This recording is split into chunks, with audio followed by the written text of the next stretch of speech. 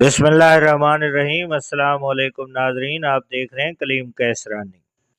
سرکار دو عالم صلی اللہ علیہ وسلم کی سخاوت کے بعض نظارے ایسے بھی تھے کہ کسی سے اس کی چیز خرید کر اسی کو یا اس کے گھرانے کے کسی دوسرے فرد کو عطا فرما دیتے۔ جیسا کہ غزوہ ذات الرقاع سے واپسی کا سفر جاری تھا، حضرت جابر بن عبداللہ رضی اللہ تعالیٰ عنہ کا اونٹ لاغر اور کمزور تھا، بار بار لشکر سے پیچھے رہ جاتا۔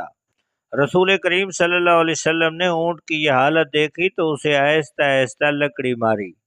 وہ اونٹ اس قدر تیز رفتار ہو گیا کہ اب دوسرے صحابہ کی اچھی اچھی سانڈنیوں سے بھی آگے نکل جاتا تھا۔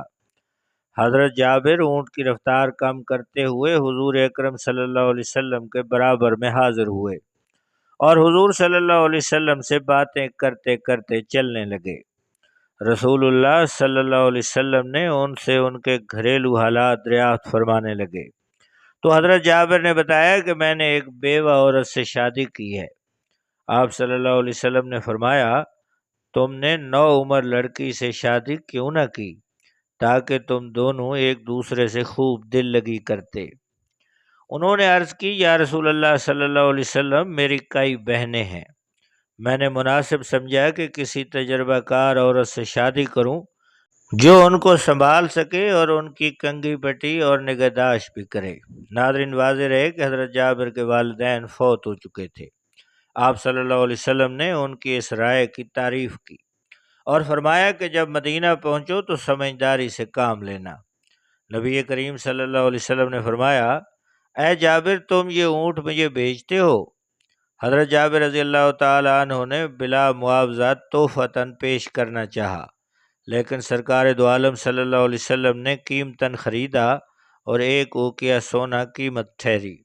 مدینہ شریف پہنچنے کے بعد اگلے دن حضرت جابر اونٹ رسول کریم صلی اللہ علیہ وسلم کی بارگاہ میں پیش کرنے کے لیے لائے اور مسجد نبوی شریف کے باہر باندھ دیا۔